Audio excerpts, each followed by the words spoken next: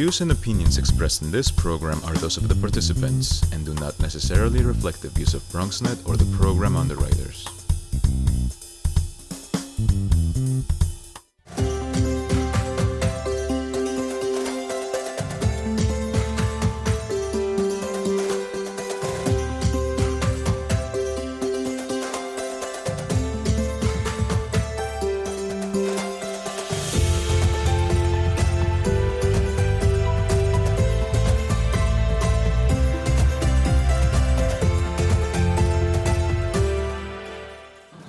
Hello, everyone. My name is Sulma Arzu-Brown, and I'm the Director of Operations for the New York City Hispanic Chamber of Commerce.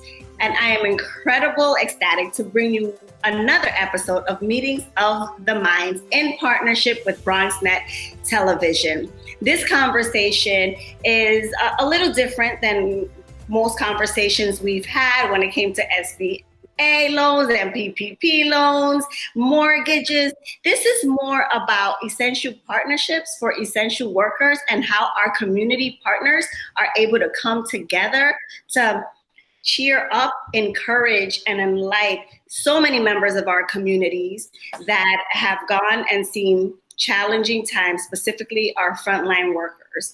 So with that said, I'd like to welcome three dynamic poderosas that we are so proud to call members, and most importantly, friends of the New York City Hispanic Chamber of Commerce. We have Elizabeth Figueroa, who is the Associate Vice President for Community Relations at the New York Botanical Garden.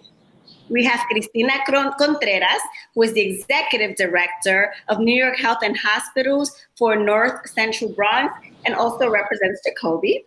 Yeah. And we also have Melissa Cebollero, who is the Senior Director of Community Relations for Montefiore Medical Center. So welcome, ladies. First, how are you? And how is the family? Everybody's good. Thank you. This is a great opportunity. I love what you do, what you're doing, and I love the thought of bringing us together, at least virtually. It's a great opportunity, so thank you for inviting us. Okay. And how is your family, Cristina? Everybody's good. Everybody's good. Thank you for asking. Everybody's staying healthy and keeping social distance. Good. That is important. Elizabeth Figueroa, ¿cómo estás? ¿Cómo está tu familia?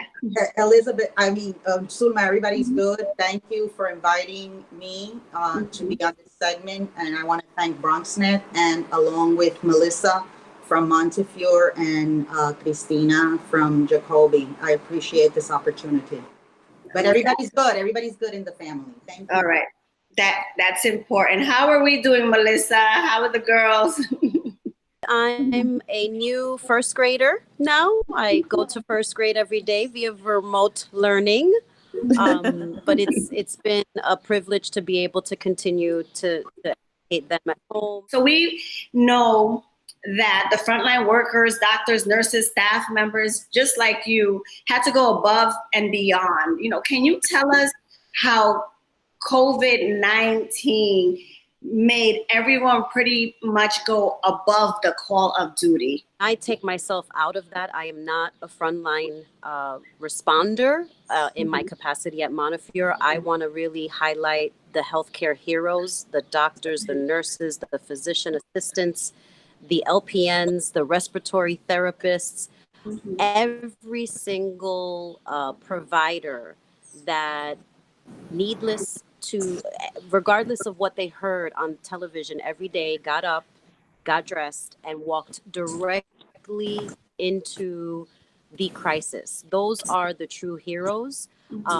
We very quickly had to identify 50% additional capacity, right? So that meant that conference rooms overnight were turned into inpatient units. That meant that cafeterias were turned into inpatient units. Our children's hospital, the Children's Hospital at Montefiore, very quickly became an adult COVID inpatient unit. So the physicality of what was required to meet the demand and the mandate of the executive orders that came down from Governor Cuomo was beyond amazing, in addition to those direct frontline providers that showed up every single day, socially distanced themselves from their immediate family, and just went above and beyond to save as many lives as they could. Those are the heroes. I love your humility, but I also know and understand that you did not stay back at all. You also had to quickly rise to the occasion and be there with the coordination. So we understand, at who the frontline workers are, but I also want to acknowledge you as such, because you put your life on the line to make sure all of this was running properly for us in your capacity. So I appreciate your humility, but I am going to recognize you because you are amazing, and I know that you did not stay back at all. Thank you. I appreciate that. Cristina, you're also, I consider, a frontliner. You're right there with the doctors, the nurses, the staff, the patients, and safety is a priority. You are a frontliner many times to make sure or even spearhead the different distributions that were coming in. From this upheaval, like what impacted you the most, and what supplies were a shortage? What worried you? What impacted you? There's a loaded question. Yeah, it's very loaded, but very interesting. So what I can say, I have to second what Melissa said in terms of the broad spectrum of everybody's roles. And we have to acknowledge, I'm not a frontliner, but as the executive director of the hospital, I oversee all aspects of the hospital. And one of the things that I was able to see that was very impactful for me is Melissa explained to it a little bit. We had to create surge capacity. That was the first step in the crisis, in the pandemic. And doing that through the process of assessing and working with the staff, we also had to prepare the staff for different roles and capacity. And it was interesting to see that because we were able to see how people stepped up to help. And I'm talking about from midwives seeing med-surg patients. We have midwives working as nurses. We have doctors from the outpatient working in the inpatient. It was all hands. Everybody was helping. Everything that had to be done to keep everyone safe and work with patients and make sure that everybody was assessed, everybody was seen, it was done. So that, from that perspective, it was amazing to see that and witness that. And to be honest with you, there was a point when we were talking about capacity in terms of people that had to learn. You had to learn things very quickly, and we had to in-service people to ensure that they felt comfortable in doing all the things that not necessarily was very common to them. But seeing that transformation and people stepping up, even though they had to deal, the reality is that they had to deal with their fears, right? They had to deal with the anxiety. This was a shock to all of us, and the frontliners, like you were saying, essential workers, we didn't have the luxury of staying home. We didn't have the luxury of saying, oh yeah, let's keep social distance, let's stay home. We had to keep social distance from our loved ones. And most of the times we were worried about getting sick ourselves. And I think not because we were just thinking about us, it's not thinking about not bringing it back to the family, but it's also because we needed to make sure we were there supporting each other, supporting the patients, making sure everybody was safe, making sure the communication with the community, like Melissa mentioned, making sure everybody knew we were here, because it was the scary times, right? And one of the ways that I helped kind of summarize it to the staff, because we were all going through the struggles together. We're the essential workers, we're the first responders for a health crisis, but we needed to be there and trying to encourage them to remember that our mission, like when we have an emergency and we call NYPD, we want to make sure they answer, right? We want to make sure that they come. When there's a fire and we see a fire, we want to make sure we call the fire department and they answer. This was a health crisis. It was a different kind of crisis, and we needed to be the first responders, and we were there. Yeah. So thinking about masks, gloves, all these essential things. When I emailed Montefiore, I got a reply back saying that you guys were on the field. So I'm imagining distribution of masks. Luisa from Jacoby and North Central Bronx was out there in the field distributing masks, looking at the supplies, trying to get as many donations. But none of us, not one of us, ever really thought about flowers. Yeah. Right? That's true. Was the last thing from our minds in this time of crisis, hugs, and we can't even give each other hugs. Yeah. So this brings me to Elizabeth Figueroa. I remember Elizabeth me llama, she calls me and she says, Sulma, do you have the contact for Jacoby? Do you have the contact for Montefiore? Who I'm like, what do you want to do, Liz? We want to donate flowers. I thought it was the most beautiful, beautiful gesture ever, because sometimes we forget about how nature is also there to comfort us. And even when we think that, I'm not even going to say this point. I'm going to let Elizabeth say this point. With that said, Elizabeth, how did the idea for flowers come, and why Montefiore and Jacoby specifically? Sure. So yeah, the idea of the donation, you know, the garden, the New York Botanical Garden in the fall orders flowers from a nursery for spring displays throughout the locations at the garden. But since we're temporarily closed, there's no one to enjoy these flowers at the garden. Coming to visit the garden during this time. We all know why, this pandemic. So we decided that it would be a great idea to donate these excess flowers to hospitals in the Bronx, to their frontline workers to enjoy, you know, bring some kind of brightness and cheerfulness to their nursing stations. And we reached out to Montefiore and Jacoby, being one of the biggest hospitals in the Bronx and in close proximity to the garden. Wonderful, Liz. And I wanted to also ask you, when you made the initial call of the flower donations, and how did they take it? I was ecstatic, so I just want to know how they took it, right? So I was really excited to share this with them, and their reaction was absolutely wonderful, especially when I told them that we were able to donate 200 potted plants to each hospital. They were to each hospital as our way, as the garden's way of saying thank you to the frontline workers. They were super, super appreciative and very, very excited that we reached out to them.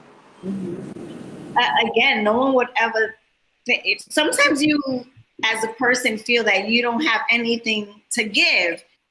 When you're thinking about necesitan medicina, necesitan guante, necesitan this. But yeah, the heart and the soul needs to be fed. It's good for our mental health. So what you did was incredible. Cristina, when you realized, or when you first found out that the flowers were coming, what was your reaction? Well, I gotta be honest with you. I can't believe Elizabeth came up with that great idea. That was definitely a wonderful idea. And like you said, Sulma, I wouldn't even think about that at first. The other hospitals, I think we were receiving a lot of different donations.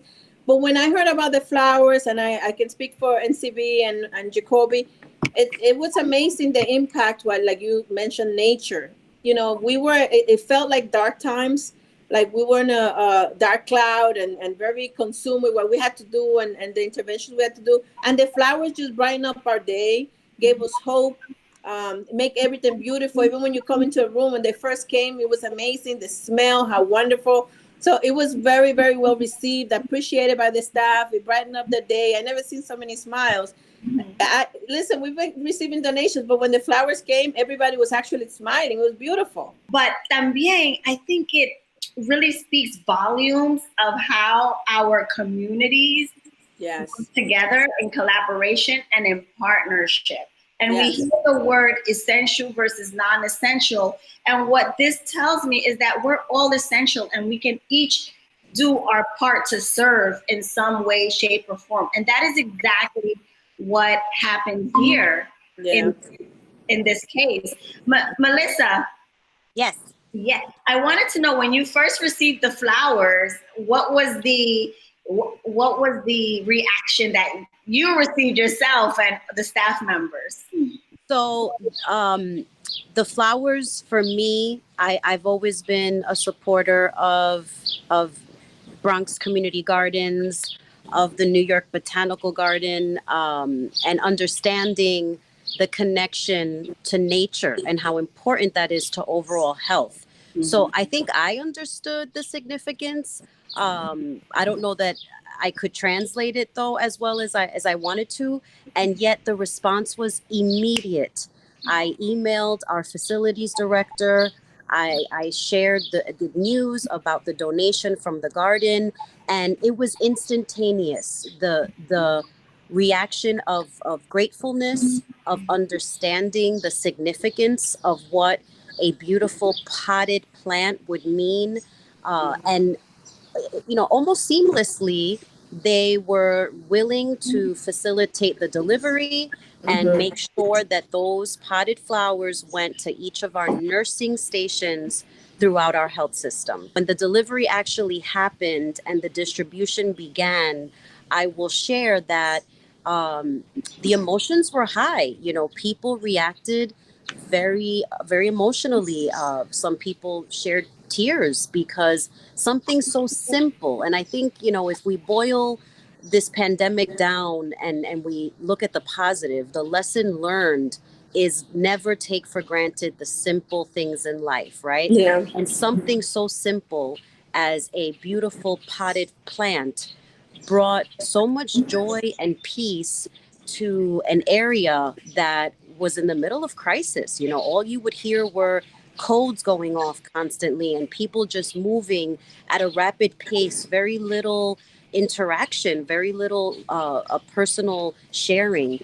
And so those plants became surrogate therapists. They became a beacon of hope. They became a sign. They reminded these frontline heroes that outside the world continued, that spring had sprung. I guess the nourishment of the soul and the body, mind, and spirit, which is something that we all needed at that time. And I am so grateful for Elizabeth Figueroa. And this is not a surprise to us. Anyone who knows Elizabeth Figueroa, it is the organic nature of how she operates with her community. You, as a Latina, are the heartbeat of the botanical garden. and every woman, I want our audience to know that every woman here is tan humilde, so I'm gonna show off for them. Okay?